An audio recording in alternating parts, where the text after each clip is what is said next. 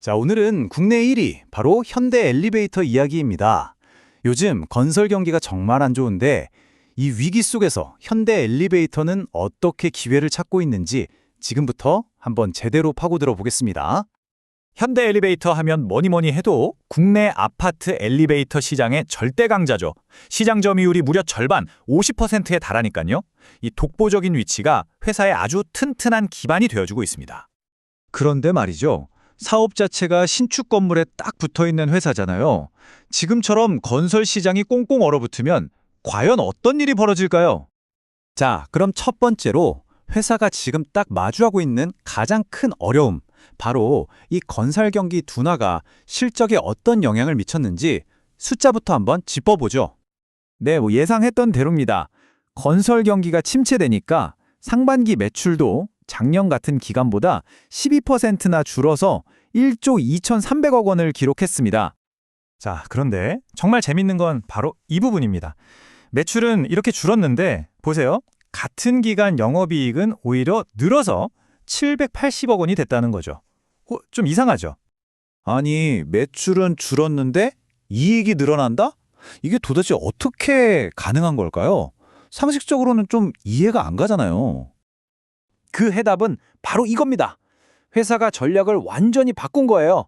예전처럼 무작정 많이 팔아서 점유율을 늘리는 게 아니라 이제는 하나를 팔더라도 제대로 이익을 남기는 쪽으로, 즉 수익성 중심으로 방향을 틀었다는 거죠. 구체적으로 어떻게 수익성을 개선했냐, 비결은 크게 네 가지입니다.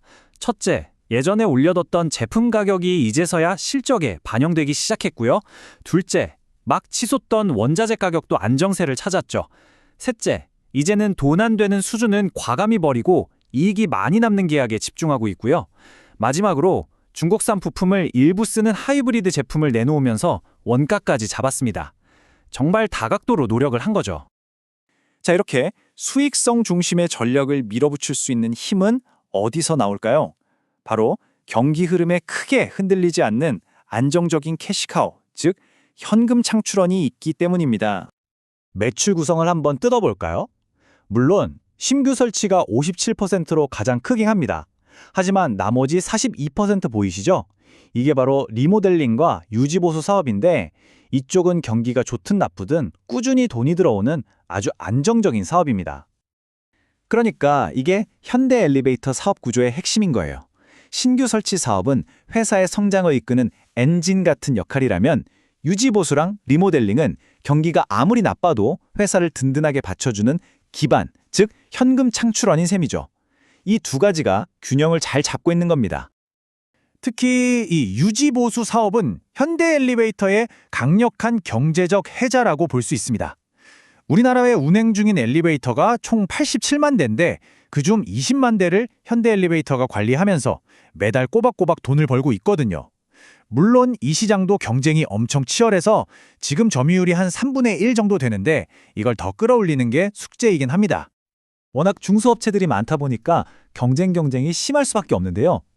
여기서 현대 엘리베이터가 꺼내든 카드는 바로 기술입니다. AIoT나 빅데이터 같은 신기술을 접목해서 프리미엄 서비스를 만드는 거죠. 매달 요금 조금 더 내시면 저희가 더 스마트하게 관리해드립니다. 이런 식으로요. 이걸로 수익성을 더 끌어올리고 있는 겁니다. 자, 그럼 현재 상황은 이렇게 잘 대처하고 있고 안정적인 기반도 확인했습니다. 그럼 앞으로의 성장은 어디서 찾아야 할까요? 미래 성장 동력을 한번 살펴보겠습니다. 가장 큰 기대주는 뭐니 해도 정부가 추진하는 1기 신도시 재건축입니다. 이게 그림의 떡이 아니에요. 당장 2026년, 그러니까 내년부터 발주가 시작될 걸로 보이고요. 2027년부터는 본격적으로 매출에 반영되면서 실적 회복을 이끌 전망입니다. 이 재건축 말고도 회사가 집중하는 세 가지 핵심 성장 동력이 더 있습니다. 첫째, 돈이 되는 프리미엄 아파트 시장에서 지금 48%나 되는 높은 수주 승률을 계속 유지하는 것. 둘째, 하나자산신탁 같은 회사랑 손잡고 그동안 약했던 오피스 빌딩 시장을 뚫는 것. 그리고 마지막으로 다시 한번 해외 시장으로 눈을 돌리는 겁니다. 과거에 해외 사업을 한번 재정비했었는데요. 이제 다시 본격적으로 뻗어나가고 있습니다. 특히 가격 경쟁만 너무 심한 중국 시장에서 좀 벗어나서요. 최근에 이집트 카이로 메트로 같은 큰 프로젝트를 따냈거든요. 이걸 발판 삼아서 중동, 아프리카, 유럽 같은 새로운 시장을 적극적으로 개척하고 있습니다. 자, 그럼 마지막으로 우리 투자자 입장에서 가장 중요한 부분이죠. 주주환원 정책은 어떻고, 그래서 핵심이 뭔지 한번 정리해 보겠습니다. 주주환원에 대해서는 꽤나 적극적인 모습을 보여주고 있습니다. 작년, 그러니까 2024년에 주당 5,500원을 배당했고요. 올해 2025년부터는 분기 배당까지 시작했죠. 여기서 중요한 건 회사가 2027년까지는 배당금을 최소한 지금 수준으로 유지하거나 더 늘리겠다라고 약속했다는 점입니다. 안정적인 서비스 부문에서 현금이 계속 들어오니까 이런 자신감을 보이는 거겠죠. 자, 이걸 다 종합해보면 이런 질문을 던질 수 있겠습니다. 지금의 현대 엘리베이터는 건설 경기 침체라는 폭풍우를 슬기롭게 헤쳐나가고 있는 방어주에 가까울까요? 아니면 그저 다음 호황기를 기다리고 있는 경기 민감주에 불과할까요? 여러분은 어떻게 생각하시나요? 오늘 준비한 내용은 여기까지입니다. 이 내용은 특정 종목을 추천하기 위한 것이 아니라는 점을 분명히 말씀드립니다. 투자 판단의 근거 자료로 적합하지 않을 수 있으며 모든 투자의 최종 판단과 책임은 투자자 본인에게 있습니다.